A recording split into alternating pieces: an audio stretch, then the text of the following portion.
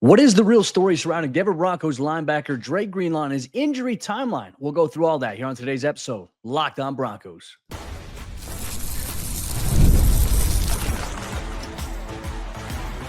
You are Locked On Broncos, your daily Denver Broncos podcast. Part of the Locked On Podcast Network, your team every day.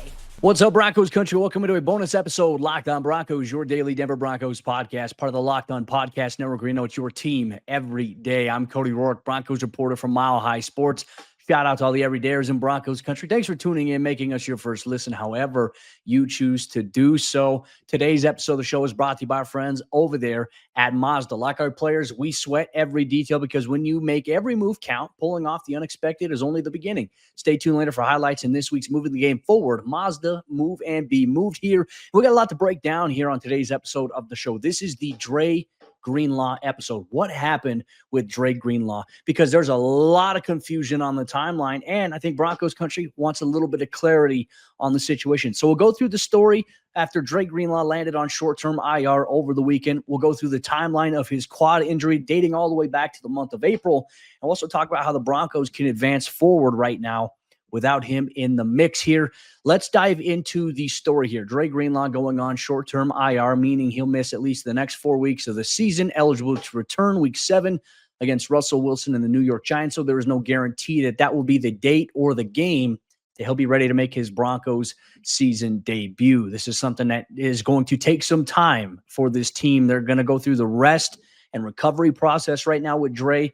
He's been in the ramp-up period for quite some time. So how did we get here? Let's start off with the timeline. This dates back to the month of April after he signed a deal in NFL free agency. The Broncos got him at a little bit of a bargain because of his injury history. When you talk about the valuation of it versus what he could have gotten, he would have stayed in San Francisco. I guarantee you, if he never had the injury history there, they would have found a way to really kind of keep him in the mix here. They wanted him back in San Fran, but they were going through a bunch of wholesale changes on their roster with, making moves to make Brock Purdy, someone that they could pay in the offseason.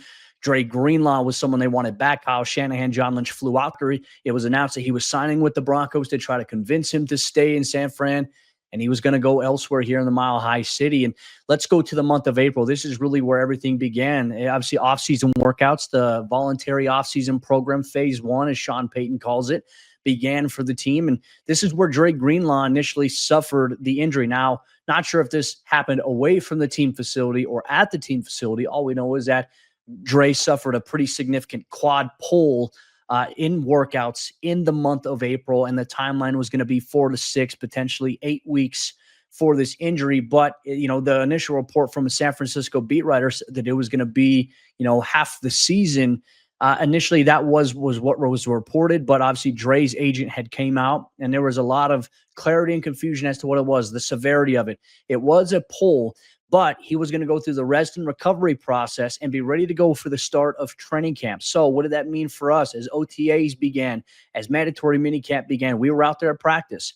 And Dre Greenlaw working on the side field there. He was going through the recovery rehab process that Bo Lowry put in place with the training staff there, and he was following it with the timeline set to him making his debut in a Broncos uniform, ready to go for the start of training camp. So what was it like on day 1 of Broncos training camp? Dre Greenlaw, he was front and center. He was present. He was ready to rock and roll. Made it through the entire first week of training camp. Made it through the entire second week of training camp. And kind of at that late end of the 2-week period, this is right after the Broncos had kind of put pads on. We're out there at practice. Dre Greenlaw pulls up in a one-on-one drill when trying to cover J.K. Dobbins down the sideline. There was a slight pull, and there was just some grimacing on his half. He was walking on it. He was moving before he initially jogged into the locker room after about 5 minutes after it had happened there. And this is what Sean Payton said was the scare. How does Sean Payton factor in all this? Sean, during training camp, wasn't afraid to talk about injuries. Now that we are in the regular season, Sean wasn't going to talk about injuries. This is something we're going to have to come back to here. Let's go through the timeline here continuously, right? So he suffers the scare. He's out there at practice still, not dressed. I mean, he's got a jersey and he's got shorts on. He would participate in team stretch. Then he'd go work on the side field during the parts of training camp after he suffered the initial injury. They fly out to San Francisco for joint practice with the 49ers there, where obviously he does not participate in that regard, but he made the trip back because it's a place. It was home. It's where he spent, a large portion of his career so far in the NFL. So he was there. Obviously he's a veteran guy. You want to be with the team. You're not going to separate yourself. There were a couple of guys the Broncos ended up bringing on that trip, and he ultimately was one of them. Doesn't play in the preseason game. Joint practices come around against the Arizona Cardinals the following week. Dre is dressed in shoulder pads and a helmet. He's dressed in full pads, but he doesn't participate in the actual team scrimmage against the Arizona Cardinals, right? So this is important to note. At this point, he's already made his return to practice. I think this stuff is very important when we talk about soft tissues and maybe injury reoccurrence. And then you get through the third and final week of the preseason, right? Dre's been practicing. We've been at these training camp practices. He's got a helmet on, shoulder pads. He's been a full participant for the most part. There's a day where maybe he's limited one day, full for the rest. And so now it's like, all right, the goal here, like, is Sean going to play him in the final preseason game against the New Orleans Saints? And they decided not to, even though he was a full participant in practice that week. So I think that's important to kind of keep in mind here as you're going about this timeline. After the third and final week of the preseason, right, roster cuts happen. And Denver, it's that Monday, it's Labor Day. They have a bonus practice. All of us in the media, we're out there for that bonus practice. We see Dre Greenlaw participating in practice. We think nothing of it. Like, we didn't think anything of it because we saw him practicing the week before. So that's that Monday. Denver would have their first official regular season practice just 2 days after the fact. So now we go out there for Wednesday, and we see Dre Greenlaw on the side field. That's when it all began, right? So from what we have seen and observed and what I've gone through this timeline speaking with all of you about, because I think this is so important, because everyone's mad at Dre. Everyone's frustrated at Dre. Don't be mad at Dre. It's not Dre's fault. We'll dive into that a little bit later.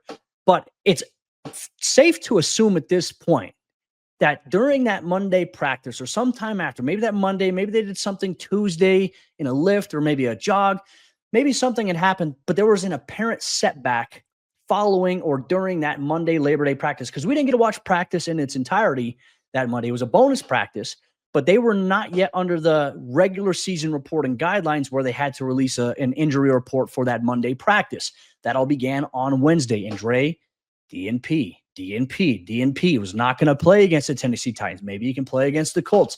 DNP, Friday, limited participant in practice. Okay, maybe not playing against the Colts, but maybe next week against the Chargers. So here we are in terms of this timeline this week at practice. Wednesday, DNP. Thursday, DNP. Friday, DNP. We see Dre Wednesday and Thursday off on the side field doing work, obviously going through his normal process there as you would try to figure for a guy who's ramping himself up to return. Initially, like, the Friday was brief, right? So then it was reported by Luca Evans, who I have the privilege of seeing every day. Luca is awesome. Luca reported that Dre had suffered an apparent setback this week. So we're assuming that could have been on Friday. That could have been maybe late Thursday. Once again, we're not allowed to view practice in its entirety. When we see them walk to the side field briefly, that, we only get 15 to 20 minutes of viewing period at the practice, and then we're gone for the rest of practice until we have podium with Sean. So keep in mind all of this. So how does this tie in now to Sean Payton? Well, look, all of you in Broncos country, you rely on us as beat reporters. What's going on? We are sharing, and we have shared with you every detail you need to know in the lead-up process. Says, okay, we see Dre on the side field. That's great. We asked Sean Payton about the injury. I'm not talking about injuries. Sean is not going to talk about injuries.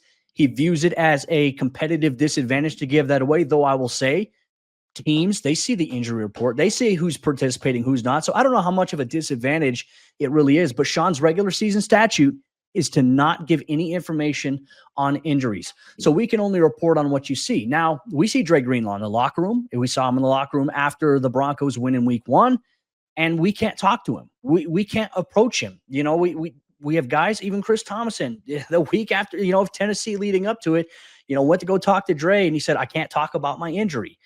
That is just something that Sean doesn't want these guys to go out there and talk to guys. And I understand Sean's got every right as a coach to ask that. But what I'm saying is this creates frustration, and it makes the fan base angry. And I understand, maybe to Sean, like, the fan base's level of satisfaction or happiness probably isn't really contingent upon, like, player decisions and injury management. I understand that. I'm not trying to bag on Sean here. But I'm saying is there's this inherent pressure when you don't give an injury update and we're seeing things and we're reporting things, and then all of a sudden nothing is adding up and it's causing confusion in Broncos country. Fans are getting mad at the player, whereas if Sean would just come out and say, Dre's dealing with this injury. It's kind of been a little more, he said it was nebulous this week, the recovery of it. But if he just came out and said, he suffered a setback, it's not where it needs to be just yet, then I think that Broncos country would say, okay, now we at least have an idea on what's going on. We're going to continue this story, and we're also going to go through a little bit more depth and detail as to how the Broncos could advance without him here on today's episode, Locked On Broncos.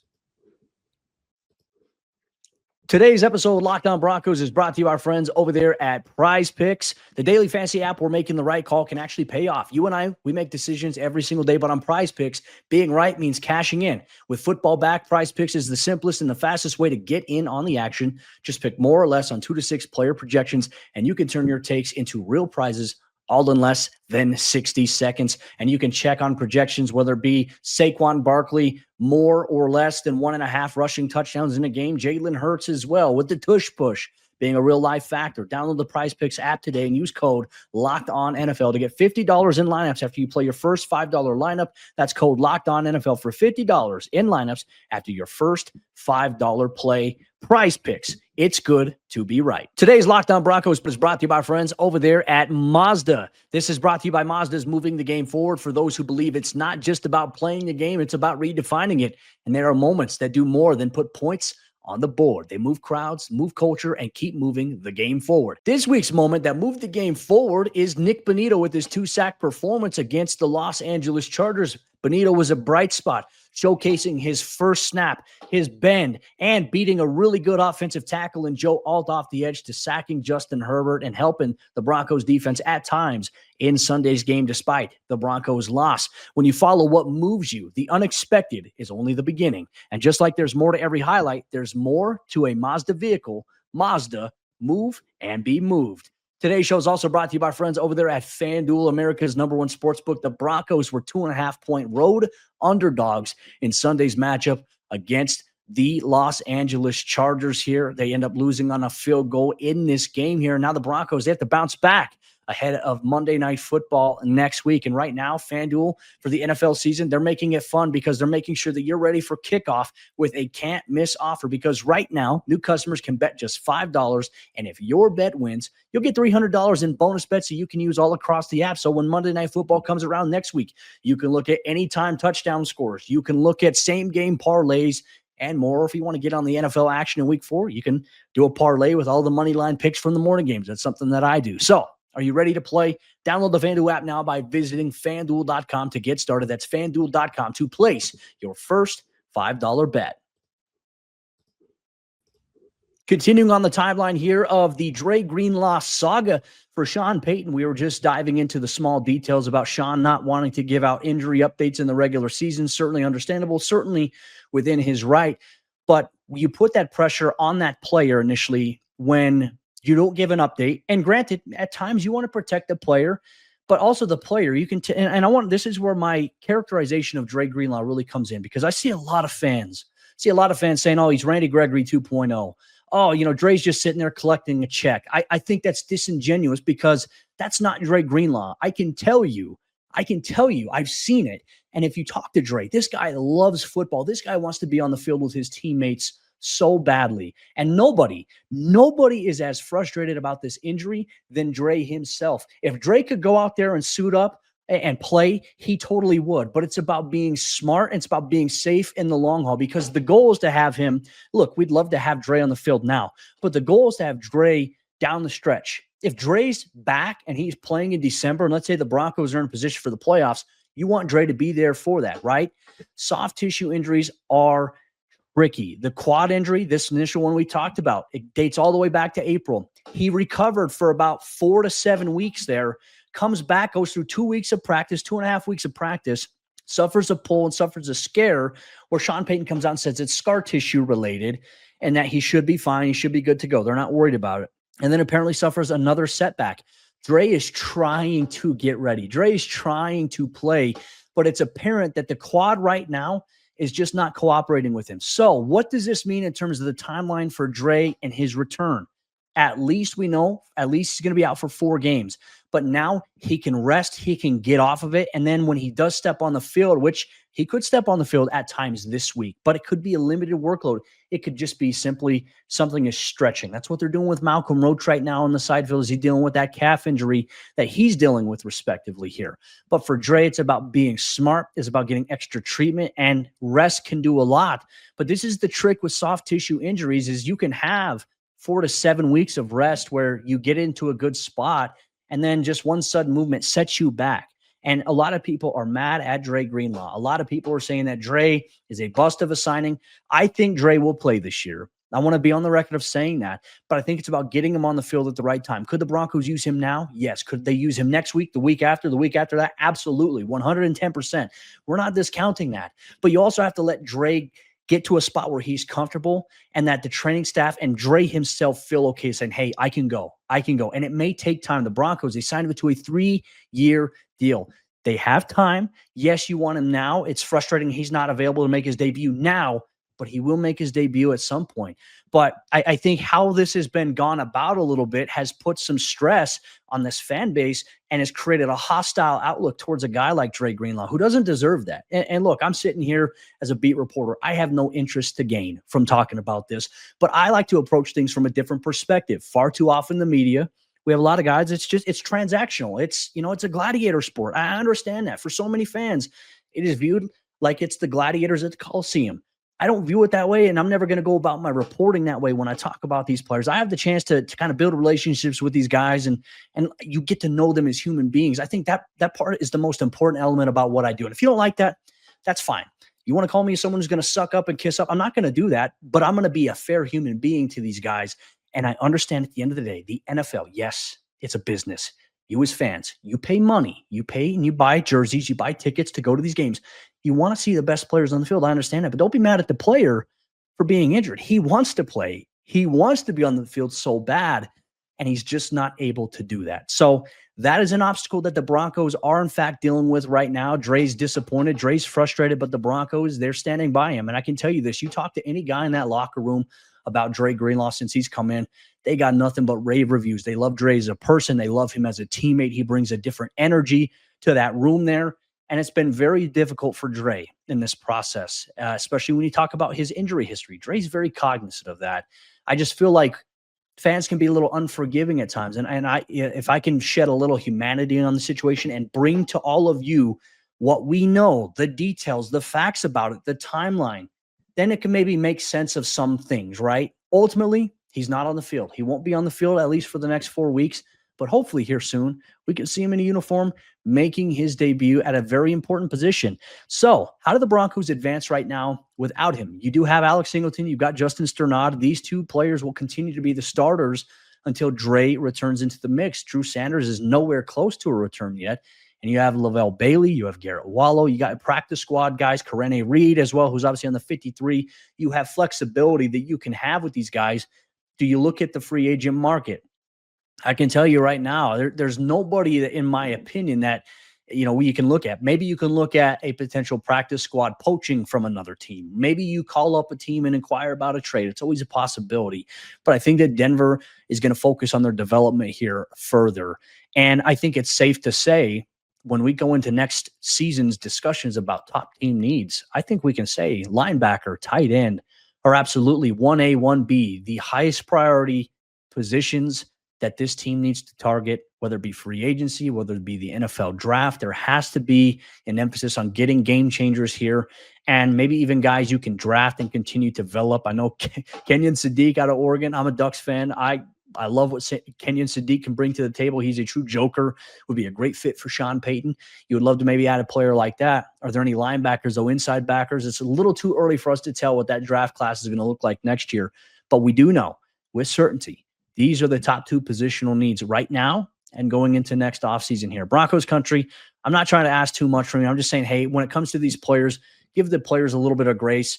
They've been put in some tough situations here, and certainly when there's no clarity on a player's injury, yes, the team has a little bit of control on that in a sense because Sean doesn't want that to get out. But once again, don't get mad at the player. If the player could tell everybody what's going on, He certainly would. It's the team's trying to protect theirs and the players' best interests. I understand it at the end of the day here, but don't be mad at Dre Greenlaw. So with this, do what you want with it. But I feel like we needed to make a bonus episode here, the Dre Greenlaw episode, as you get ready for this next week here of Broncos football. With that said, Broncos Country, Sayre Bedinger, myself, we will be back tomorrow for another episode Locked on Broncos. We appreciate you so much. Thanks for rocking with us. Make sure you subscribe or follow wherever you get your podcasts or on YouTube. We'll see you then.